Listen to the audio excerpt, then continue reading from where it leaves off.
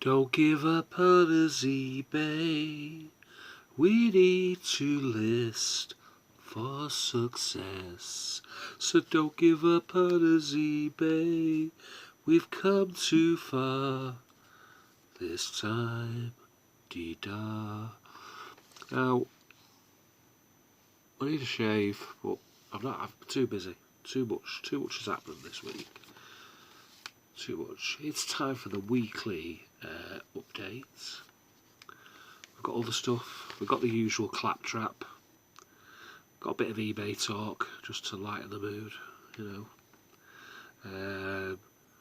Got a bit of a comment on another very interesting video from over in the US by Craigslist Hunter that I've just watched, and my thoughts on the matter. We've got eBay rules and it's antiquities today, and it's quite a good one actually. There's quite a lot on that, so we'll go through that. And we've got the figures, but before all of that, not even got a low alcohol beer because it was raining when I went to the post office today, and I thought, just can't be bothered going to Asda. I'm just going to leave it. There's plenty of stuff in the house. We'll live off our rations. So I am on, you know, getting a bit avant-garde here now, a bit bourgeoisie, you know. Only on the San Pellegrino, lemon and tea. I've never drunk tea in my life, but I do like these cold drinks of tea. But the most impressive thing about this drink that I love is the fact it's got a little posh wrapper on top of the can there. Stop you getting infections and stuff, you know. Pull that off there, that'll be collectible one day. Keep that to one side. Start selling them for 10 quid each in about 15 years time. Or Edward can if I'm dead. Right, so lemon tea, San Pellegrino, very refreshing. Now if I start talking Italian after this, it's obviously got side effects. Bellissimo. Yeah, it's nice that. Right, bravo. Fiat and Alfa Romeo. That's about as much Italian as I know at this time of night. Right, so we're on week 12 after coming out of hospital. We've just finished week 12. So what's happened? Now you may remember, Kiddywigs, last week that I did £3,107, which was my record breaker. Got a spot there, my nose. Let's have a look at that. Right. Yeah, so that was my record breaker. Well, I thought nothing can top that. I can't top that. I mean, eventually I want to get up to £3,500 a week as an average. So some weeks will be 2.5, some weeks will be 4.5, and it'll average out at 3.5. But I thought 12, 18 months in the future, gotta be. I still think that. We may have just had a flash in the pan. But we've done a lot of listing, again. And we're putting on some good gear at the moment. Really well. The last 12 months, the quality of the gear's gone through the roof. We've still got a load of average stock knocking about as well, which we're listed as well. But we're putting a lot of higher end items. Not higher end, but more interesting items, I should say. Put a bit of more variety on the store. Anyway, let's get to the figures. I'm starting to sound like ads, aren't I? You know, rambling off into a different direction. I might give you my views on the meaning of life in a bit, and you know, my existential views on things. But you know, maybe not. Right, so the figures last week, which was the previous week from my last video, 3,107. This week, do we need a bugle for this? 3,746. How do you like that? Averaging £535 a day. £35 a day over my ultimate target Obviously, next week's going to be crap. You know, we can't. You know, this has got to end. But the 90-day total. Last week, the 90-day total, because obviously it's a running thing, days are dropping off. There's like, when it goes into Saturday, that becomes like day... which way would they do it? So as Saturday comes on, there'll be a day dropping off at the other end. So if the ones dropping off at the other end are lower than the days that are coming on at this end, it creeps up. Obviously, if you've had a really good period and the days on the other 3 months previously were higher, as those days go on, those high days are dropping off and crap days are coming on, so it'll go down. It's an average. But, you know, you'll get a more accurate view of your business if you look at the average over 3 months, 12 months, this year against last year, etc, etc. It's more concrete than just like, oh yeah, we had a boss week this week. You know, it doesn't matter because this week's gone now. We're on to next week, aren't we? So yeah, 3,746 for the week. The 90-day total last week, our 90-day average was 27,800. So just over 9 grand every month. That has gone up considerably because a lot of rubbish days must have dropped off from the beginning part and some good days have come on. I think we've got another week of rubbish days to go off, which was the week before I came out of hospital. I think they'll be going off this week, bit by bit. So the 90 days now is 30,162. So that's an average of 10 grand a month, or just over 10,050. I'm happy with that. We're going in the right direction. Stock listed. Last week we had £362,000 worth of stock. Well, £362,808 and 16 pence. This week I've forgot about the pence. I should have put them on, but never mind. Well, this week we've got £368,769. So £5,963 extra on the listed. Plus we've sold 3,706. So we've listed £9,709 worth of stock this week. So we put about another 10 grand's worth on this week. And they'll probably be the same next week. Just done a load of bigger items. I still not done those shipping postcards from last week. They're here. I'm probably going to scan them tomorrow and bang them on. That'll be a quick, easy listing. But, you know, they're not fast sellers. They're just like steady. So I've got them to do. I'll do them next. Well, first of all, I'm going to do this. I've got a bag of photographs there that I'm going to put on. They're mainly World War II. But the bonus of these is they're all written on the back where they are. So that's brilliant. So I'll do them. Because we've been selling a lot of photographs recently. So I need to top that up a bit. And then I'll go back onto the good stuff. You know, the military and the transport stuff and all the other stuff we do. Bought a few reference books this week as well because of all the shipping stuff that we've been buying. We need to know what flags mean what companies and what have you. So anyway, pleased with all that. I forgot to do the Churchill and the Wilde quotes. I'm sure you're going to be absolutely distraught over that, aren't you? But we'll have to do that another week. Get rid of that. So, the poem. We've got a John Cooper Clarke poem. Let's have a look. If I can find it. Yeah, oh yeah. I've not done this one before, obviously, because I try not to repeat them. And it's called Conditional Discharge, so you can guess what it's about yourself on this one. Satisfaction comes and goes, biological action cannot be froze, a sexual recharge, a plug in a socket, conditional discharge, a sticky deposit. More on the sick, down on the dumps, visit the clinics where the stethoscopes jump. On lovesick side effects, tell me what was it, conditional discharge, a sticky deposit. The memory lingers in the clean routine, another man's fingers under my jeans. They gave me a card, some antibiotics, said conditional discharge, a sticky deposit.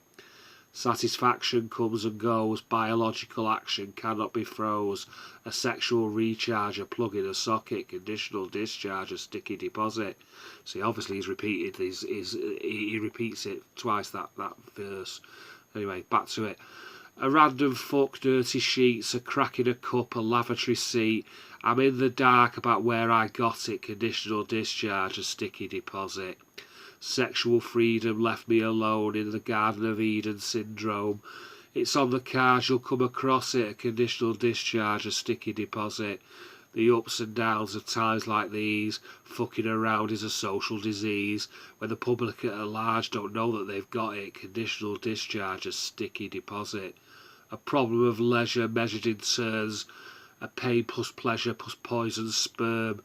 Take this diagram, keep it in your pocket, conditional discharge, a sticky deposit. So obviously that is a poem about STDs. Well, that's what they're called these days. When I was a kid, they were called VD. You know, it's STD now, isn't it? Or no, it's not STD anymore, is it? It's STI now, isn't it? You know, like the old Subaru Impreza STI. Well, they don't make that anymore. So now they've turned the disease into the STI, haven't they? So it's sexually transmitted infections. Before that, it was sexually transmitted diseases. And when I was a kid, it was VD, venereal disease. Shows how old I am, doesn't it? And I remember they did us a film. Got us all in the school hall and did a film on VD. We were about 15 or something like that. I think about 3 girls fainted during that film because it was a bit gruesome. Seepage and stuff. Anyway, so that's that done. We've done that. Can't do Churchill in a while because I forgot. So we're going to do the eBay rules. We're going to do this talk about is reselling on the way out, or not is reselling on the way out, is reselling YouTube on the way out, according to Craigslist Hunter. People giving up. Well, I don't think they are. I think people always give up and new ones start and that. And a lot of people haven't given up, they're just not making videos.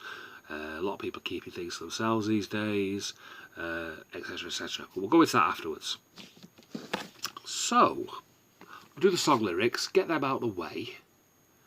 And I think that's why I didn't put the Churchill things on, because I'm going to do the first one in the style of Winston Churchill. Just let's see if he can rock it up. He'll be reading it as though he was doing it as a speech. Well, he won't be reading it. He's dead. Died in 1965, 2 years before I was born. Anyway.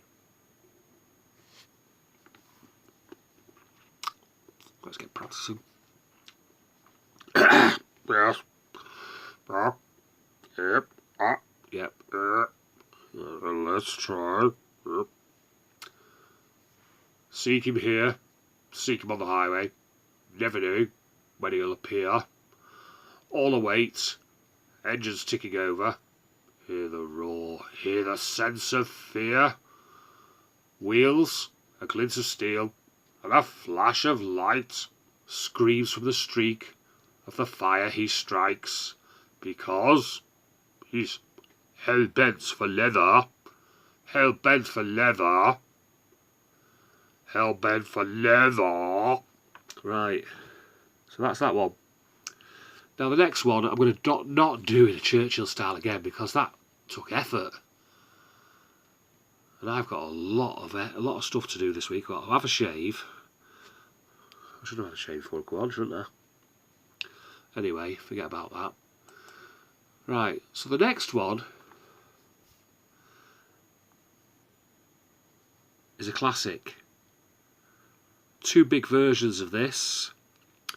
Probably more than that, but the ones I can think of are Brian Ferry and Roxy Music, and also Grace Jones, who was, when I was growing up, was one of my guilty pleasures. Grace Jones. I wouldn't mind having a bit of Grace. Wouldn't mind her slapping me around a bloody wrestling ring for half an hour. I always remember when she gave Russell Harty a slap on that chat show. That was funny. Anyway. So here we go. Tain't no big thing to wait for the bell to ring. Tain't no big thing, the toll of the bell. Aggravated, spare for days, a troll downtown in a red light place. Jump up, bubble up, what's in store? Love is the drug and I need to score. Show it out, hit and run. Boy meets girl where the beat goes on. Stitched up tight, can't shake free. Love is a drug, gonna hook on me. Oh, catch that buzz. Love is the drug that I'm thinking of. Yeah, so that's that. So obviously, that's Love is the Drug, which I always love at the beginning of that one. The intro into Love is a Drug. If you've never, Love is the Drug, I should say. If you've never heard it, it starts off and it goes doo-doo, just like that. And then all you hear is like these footsteps, a car door open, and then you hear the car start up, and it sounds like a V8 Merc or something. What is going down the street? It's going for it. He's cruising for looking for some woman or something. But it's a really, really atmospheric song. Love that. Love is a Drug. Roxy Music. Any of you new kids, you want to start going through back catalogues, Roxy Music, you know, one of the best. Really good. Brian Ferry. One of my favourites. So, there's a straight sensation going through the nation. Do the Strandler if you feel good. I don't know why I did that. Anyway, but I never do I?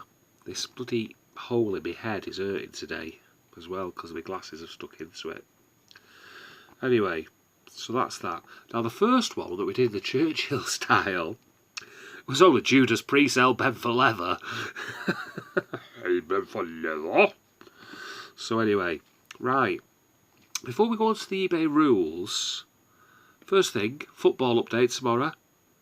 R5 at the Etihad, as the papers call it. Even though the official, this always gets me this, when they go, oh, empty seats. First of all, the newspapers take a picture when half the people have left. Because at City, like, you know, we're all busy, we're Manx, we've got things to do, you know what I mean? We're not going to fucking stand around here, we're 5-0 up, fuck that, we're off. Going into town and going to, you know, get a few scoops, score a few E's, you know. I mean, drug use in Manchester is compulsory, you know, it's like just part of the fabric of life. Not that I have ever partook.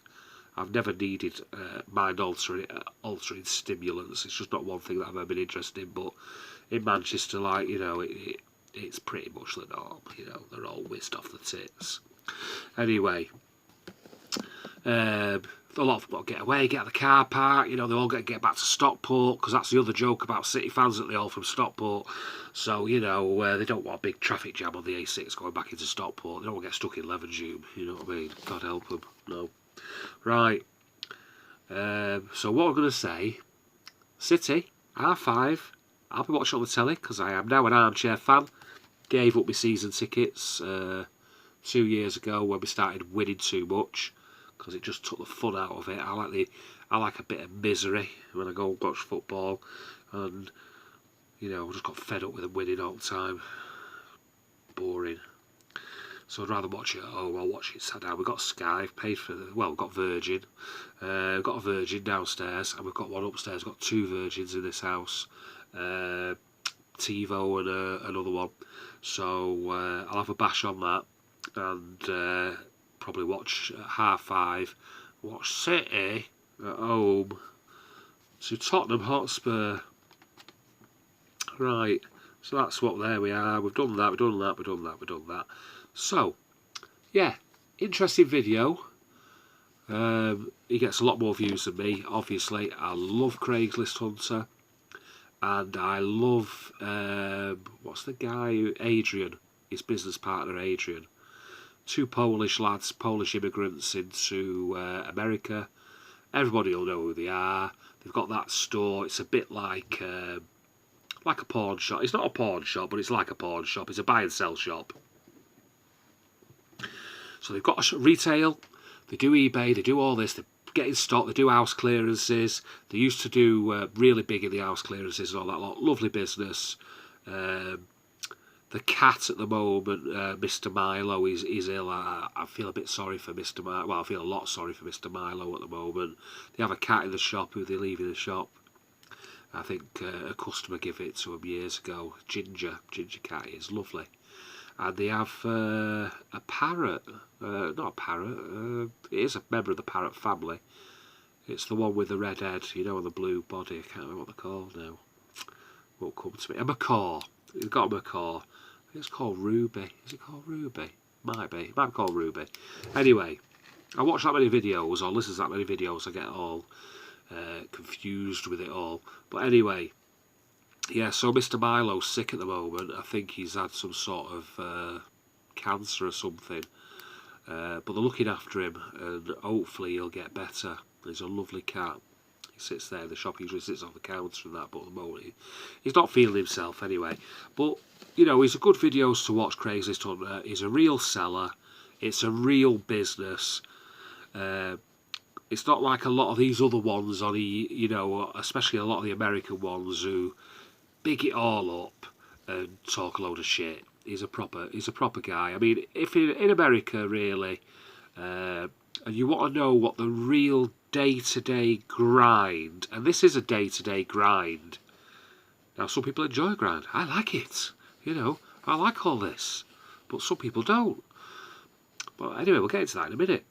So, for me, Scavenger Life, #1.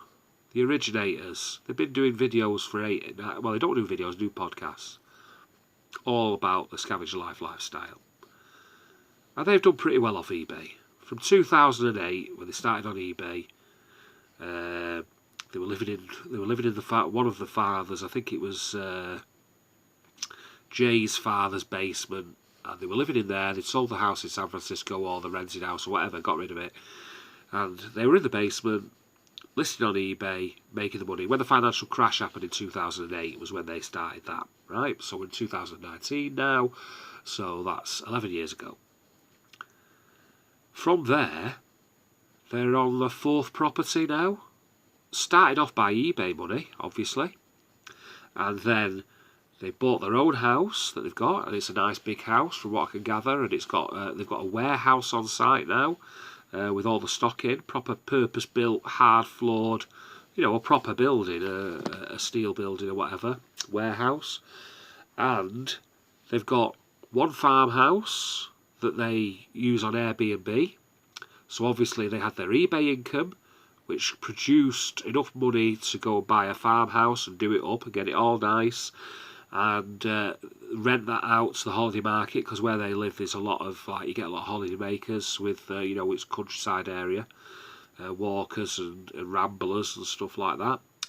So they had those two running in conjunction, and then they bought another one, and that's been done up. So they've got 2 of these houses being rented out now on Airbnb, and now they've bought a retail store in the centre of town. They're doing the flat up above, and they're going to turn that into an Airbnb, and then I don't know what they're doing with downstairs. So obviously they do eBay, and they're doing all this property developing, and it's all come originally over 11 years from eBay, and living a frugal lifestyle, extra frugal. They really don't waste any money. So brilliant to watch. I'd recommend listening to them from the beginning, and then just sort of like, as you're working, just listen to them. Brilliant. My other American YouTubers who I still listen to is obviously Craigslist Hunter, with his buy and sell store and what he does. And I mean, the guy does a phenomenal amount of figures on not a massive inventory. He's got a completely different model to me. It's all fast turnaround, high demand stuff that he can pick up for a good price and sell for a good price. And I think he did he did a 60-day total of like $100,000, which is probably about 80 grand in cash a year. So it's like doing 40 grand a month. which makes my 10 grand a month look puny, doesn't it, really? Although we are on 12 grand at the moment for this month. Well, that means that we had one that was 8 grand, obviously. So, you know, we're still building, but we'll never get to that sort of level, you know, because the stuff we sell, and you know, we'll be able to do it. Plus, I haven't got staff apart from Ed. He's not staff; he's business partner. Right. So, Craigslist Hunter is the other one, and the other one who comes and goes, but really, really good, knows what he's doing, and that's the Crazy Pick of Life. With Wheeler Dealer and Banana Peeler. Now, he's a great bloke, and he's got big family. He's got 5 or 6 kids, and he's got a couple of them working now, working with him. They sell cameras and photographic stuff and collectibles and all sorts. Really interesting. They tend to go on for hours. They can do 4 or 5 hour shows. Great to listen to. Yeah. But anyway, I'm not going to get into UK resellers because you all know who the UK resellers are, most of you. And they come and go, don't they? Let's face it. There's some good ones who stick around for a while and are still making videos. There's some amateurs like me, and then there's the ones who come and go, who, you know, there's been this phenomenon of, this is what Craigslist Hunter was talking about, that he went into a thrift store and it was dead, and there was loads of stock coming in. He's had eBay sellers contacting him, asking him to buy his whole inventory. So obviously there's people giving up in America at this moment. There's always people giving up, there's always people starting, but at the moment, according to Peter, Craigslist Hunter, there's more than usual. Now, there could be a couple of reasons for this. America's been going through a bit of an economic boom since Trump took over. The business side of it, the wages, the number of unemployed, it's all gone in a positive direction. I'm not saying that's down to Trump. It could have been started before he took over, and he's just riding on the back of it. It could be partly to do with some of the trade deals he's done. It could be any reason. But whatever reason it is, the facts are there's more people in America in work now than there's ever been. Wages are going up. Hispanic unemployment's dropped.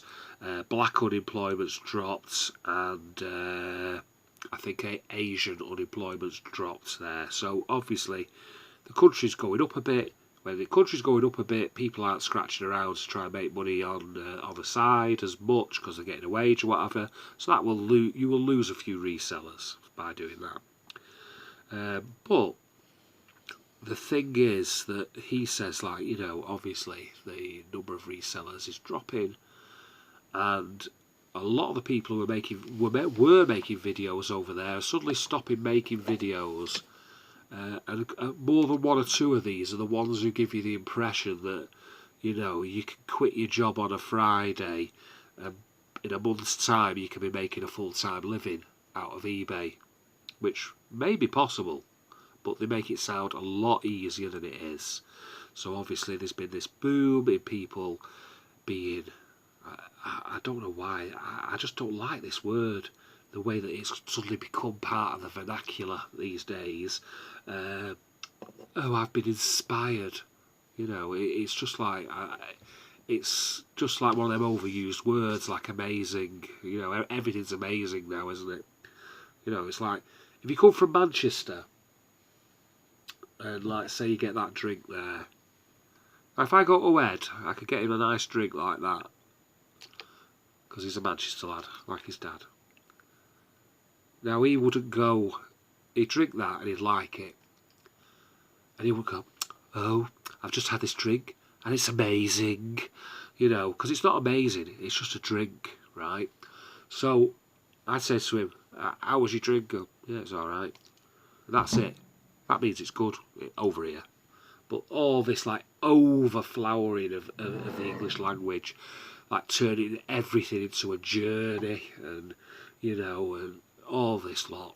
I might be old-fashioned, but to me it's lazy language. it's cliched expression, and it's a load of bollocks. Right. I don't know why I said that, but you know what I mean. Anyway, so all these people have been inspired to to start selling bits and pieces on eBay, thinking like, oh yeah, just go out, get myself down the charity shop, fill the Skoda or the Clio or whatever with a load of old shit, bang it on eBay, and it'll sell, and I'll make a fortune. 6 months down the line, they've either got a big pile of shit in their house that they can't be bothered listing, or they've give up, or they've realised, hang on a minute, it takes me 10 minutes to research, photograph and list an item. So that's 6 items an hour. I'm missing EastEnders, I'm missing Corrie, I'm missing Britain's funniest animals, you know. So people will drop out, and I think it has sort of like this phase. Ooh, ooh, ooh, ooh, ooh. Do you hear that then? Ooh, got another one. Oh, we're on a run, another one. I'm not even going to look, you know, we'll save that for later. I'm not going to do like all the other YouTubers do, where they go, well, let's look what I've just sold. Not interested. Tomorrow's work, that. In fact, it's Monday's work. I'm not going to pack it till Monday. You could bloody ka-ching as much as you want. I'm not looking at that phone. Not while I'm doing this. Got people to bore instead. Yeah, so people have been inspired. They want to go on a journey. And we all know that a journey of 1,000 miles starts with a single footstep or a trip into age concern. A few months down the line, it's not going good. So they lose interest. It's a fad. Fads happen, don't they? I remember, just let's think of some fads now that have happened in the last 4 years. Not just reselling. Let's see what I can think of the top of my head. Fidget spinners. How long did they last? That game where you find Pokemon in the street. That one. That lasted ages, didn't it? Bloody hell. I mean, some of these things don't last as long as a nun's fart, do they? What was the next one? Merch by Amazon. Yeah, you know, a couple of people have done really well on it. Everybody gets inspired, opens a merch account. I've not heard one reseller mention merch in the last 12 months. So what happened to that? These things come and go. Skateboarding, that came, it went, and they've all wheeled past again. It's back again, isn't it? Things happen, BMX bikes, you know. So it's the same with the selling. The peak of YouTube resellers and people coming into the market, maybe it is over, maybe it's not, maybe it's just a blip, maybe next year, you know, everybody will be making videos again. I don't know, not bothered. But it just shows you that how transient and how temporary and how easy it is to sort of like get into this sort of, I was going to nearly say mindset then, but that's another word that I don't like. Get into this thought process. And no, I haven't swallowed a thesaurus. I'm just saying, you know, it's just one of them other words that I spent years and years selling fitted kitchens and working in retail, and I have heard this bullshit a million times. I spent 20 odd years in a taxi listening to people chat shit. So, you know, I just don't have a high tolerance for it, unfortunately. I'm not singling anyone out, I'm just making a general comment here, and I'll probably get 16 gazillion thumbs downs, but again, I couldn't give a monkey's nipple about that. Anyway, so maybe it is But reselling, let's get it right here. Reselling's not changed. Customers are still there. You just heard all them ka-chings there. And that wasn't me with my foot on the ka-ching effects pedal like a rock concert, you know. That was real ka-chings. Badinga-donga-dingas. Ping-ping-pings. Anyway, so... God, this is turning into a ad-style ramble. Now, ads, look at ads. He's stuck at it. Doing well. Still does his videos. Selling. Nick and Andrea. They've been doing it since God was a kid. You know, they're doing it, aren't they? Sarah Bex, they're doing it. But there's thousands of other people who were doing it, who you just don't hear of them anymore. They've disappeared into the mists. Ooh. But some of them could still be doing it, but just not bothering to tell anybody they're doing it, because they can't be arsed making videos. I went through that phase. I used to make a video every week, sales video, and show you a screenshot of everything that sold in detail. I did that for about 18 months. Then I got fed up with it. And I took them all down. I deleted all the videos. They're not even on YouTube anymore. They're not even in my private collection anymore. Just took them all down. And then I've had a break. I've had a brain injury. And decided to come back. With a more generalised show and a more sort of like the mechanics of eBay show, rather than like, yeah, I'll tell you what to go and buy, you know, come and buy this and you'll make a fortune. First of all, I wouldn't want to be blamed for that when the bottom falls out of the market, and secondly, I don't want to ruin my own market and give people too much information over the stuff that I source. And where to buy it and how much to pay, because I don't want to end up having to pay double for stock. Is that a message? Or is that a ka-ching? Oh, it's another one. See that? God knows what's going on here. Anyway. Right, so... according to Craigslist Hunter, getting back on point. According to Craigslist Hunter, Peter... he thinks there's been a gross underestimation by people how hard it is to do this job. Now, I'll tell you, it's a slog. 5 years in. Yeah, we've done nearly £4,000 this week, which sounds like a lot of money. Well, it is a lot of money, isn't it? You know, £4,000. But that's not like... I can't just get it into my wallet now. Let's see what I've got in my wallet. I don't carry a lot of cash. £4,000. I've got 40 quid in my wallet. Got a bit of money in the bank, and maybe PayPal, and the credit cards are paid off. But got bills.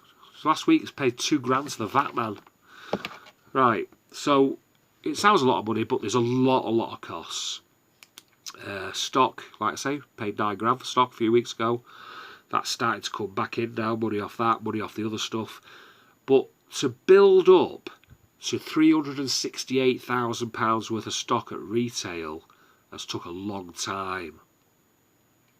And if you look at that, 368,000 listed, 3,700 sold. It's 1% of the value of that stock has gone in a week. But, on the other hand, I could stop listing now if I was just wanted to, just stop listing and just let that shop tick away.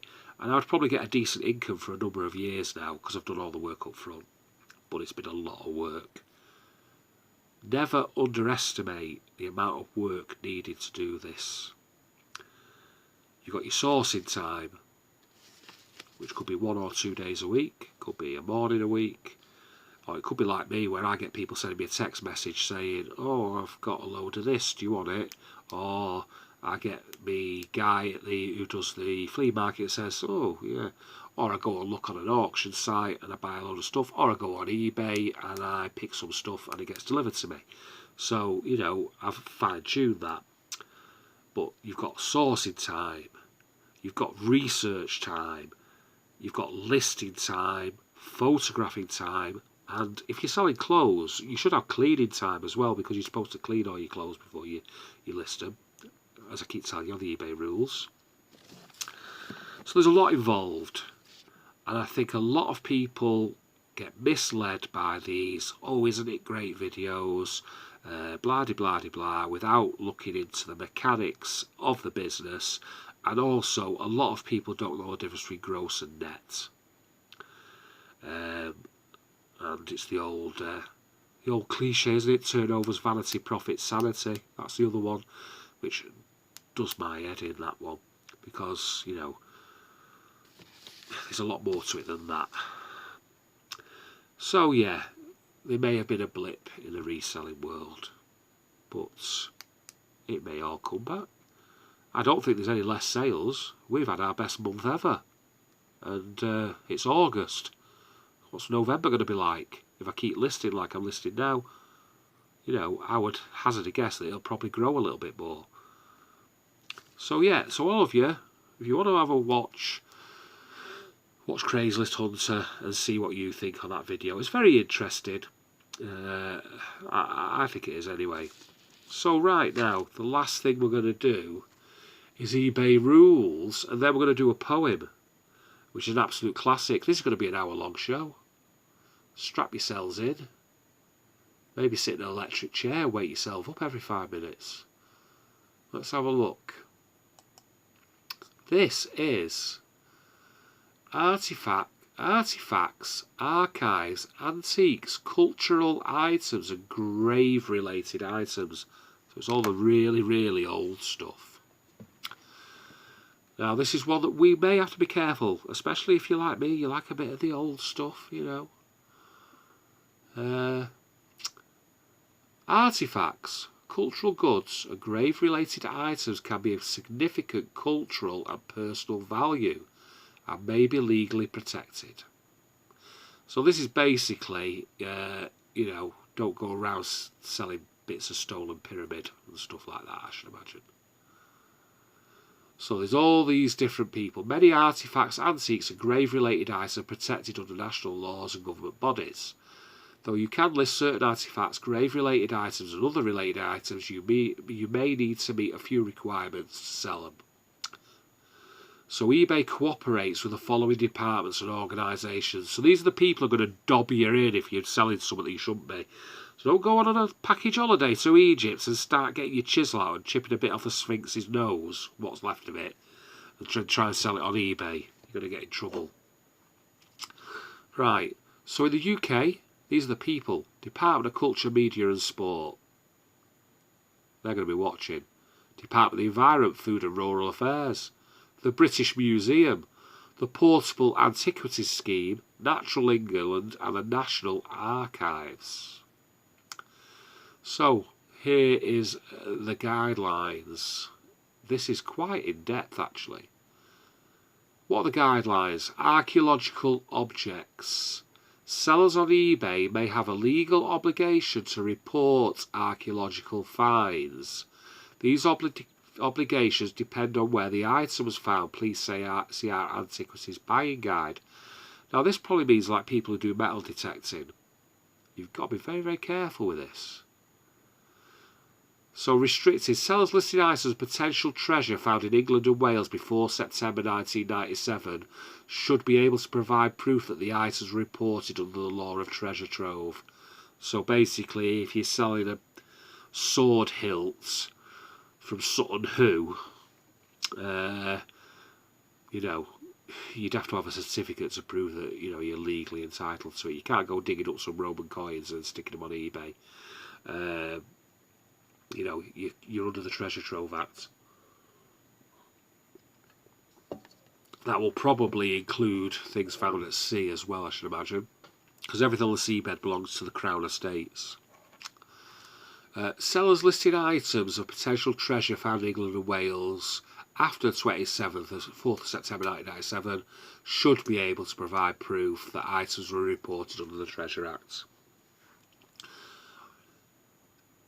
Sellers must be able to provide either Crown disclaimer documents or fines, treasure number, and include those within their listing. Fines that do not fall under the definition of treasure but are recorded with the Portable Antiquities Scheme will have a unique reference number which the seller should list.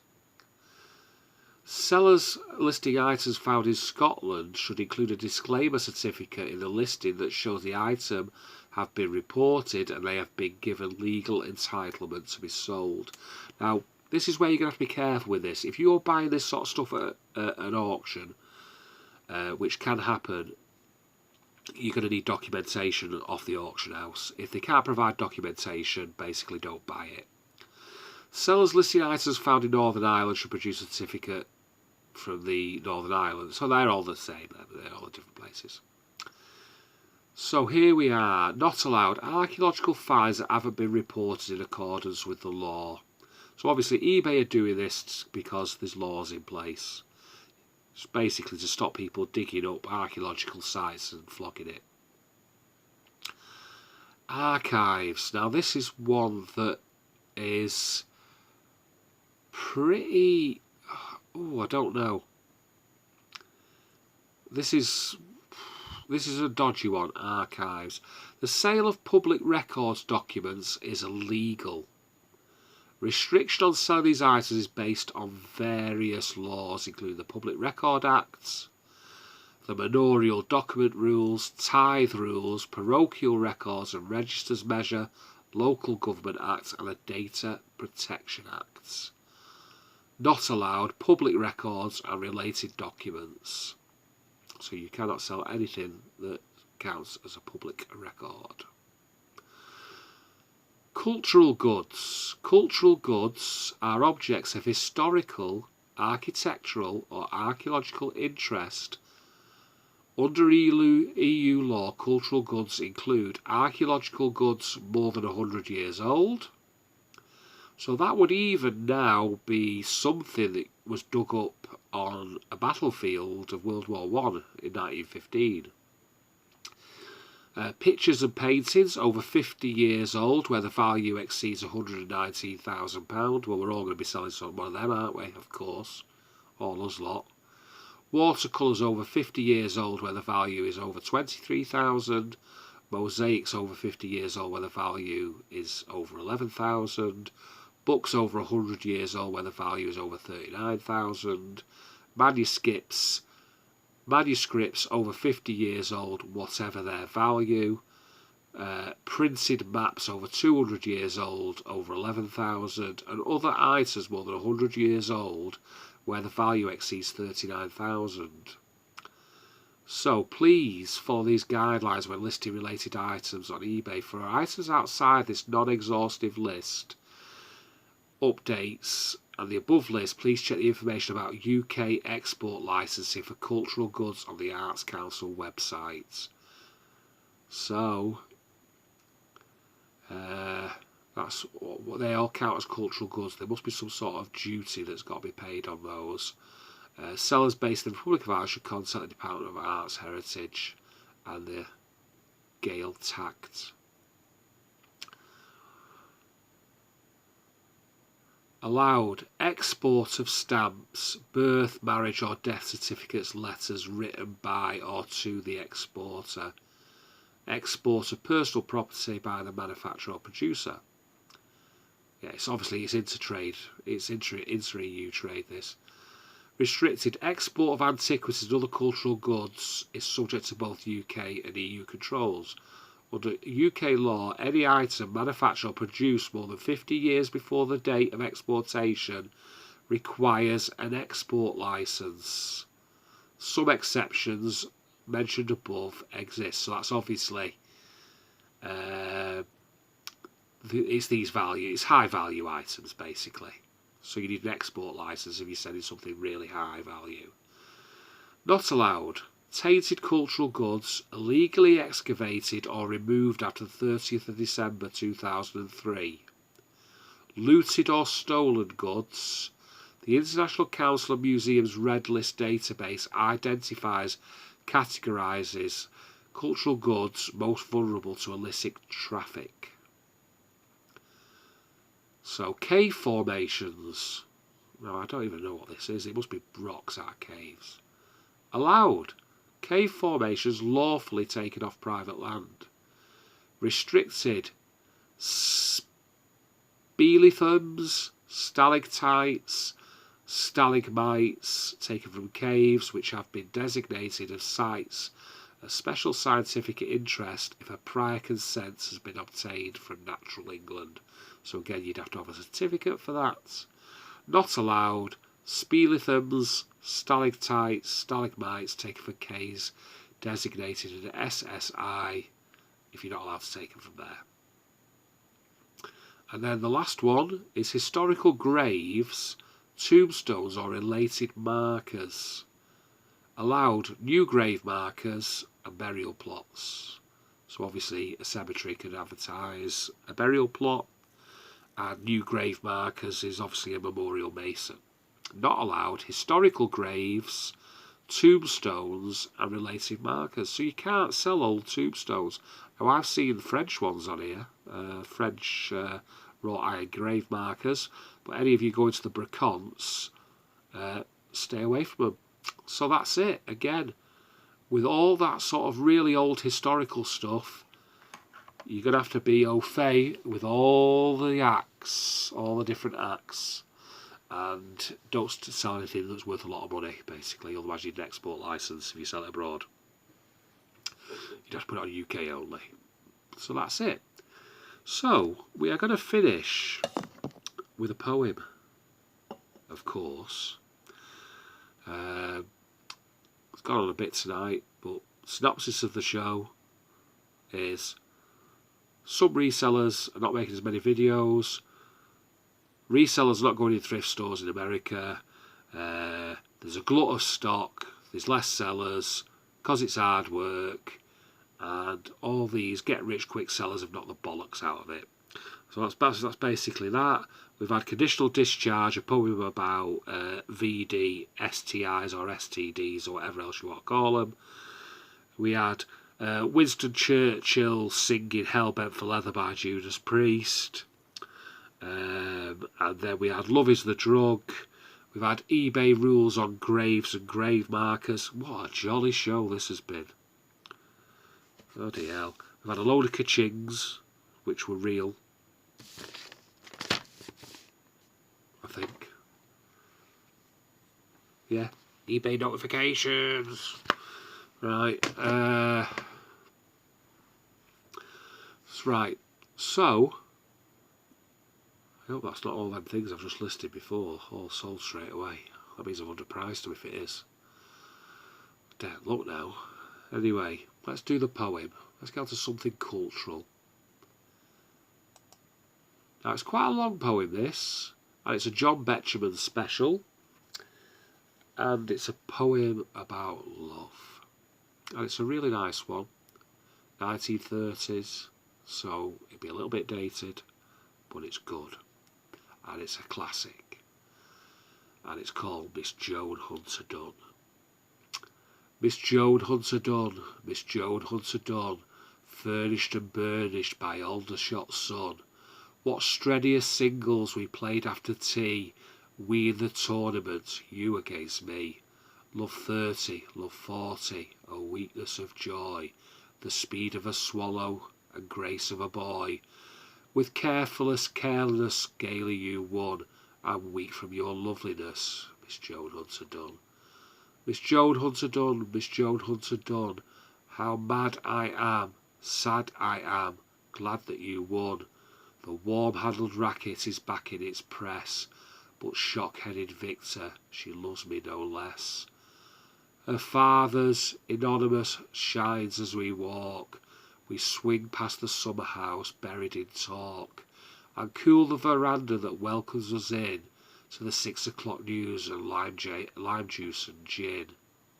The scent of the conifers, the sound of the bath, the view of my bedroom of moss-dappled path, as I struggle with double-end evening tie, for we dance at the golf club, my Victor and I.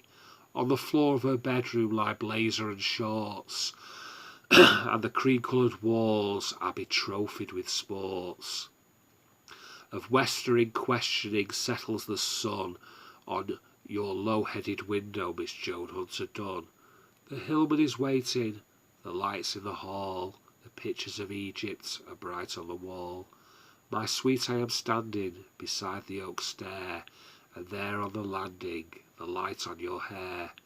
By roads not adopted, by woodlanded ways, she drove to the club in the late summer haze. It's a 9 o'clock Camberley, heavy with bells, and mushroomy, pine-woody, evergreen smells. Miss Joan Hunter Dunn, Miss Joan Hunter Dunn, I can hear from the car park the dance has begun. O Surrey twilight, importunate band, O strongly adorable tennis girl's hand. Around us are Rovers and Austins afar, above us the intimate roof of the car. And here on my right is the girl of my choice, with a tilt of her nose and a chime in her voice, and the sense of her rap and the words never said, and the ominous dancing ahead. We sat in the car park till 20 to 1, and now I'm engaged to Miss Joan Hunter Dunn. She sounds a nice sort, doesn't she? You know, or was that just a dogging trip? We will never know, will we? Down to interpretation. Anyway, I'm going to sign off now. Bit of ramble, been a good week. Just gonna have a little sip of my Pellegrini and say good night. So good night, tatty byes, sleep tight.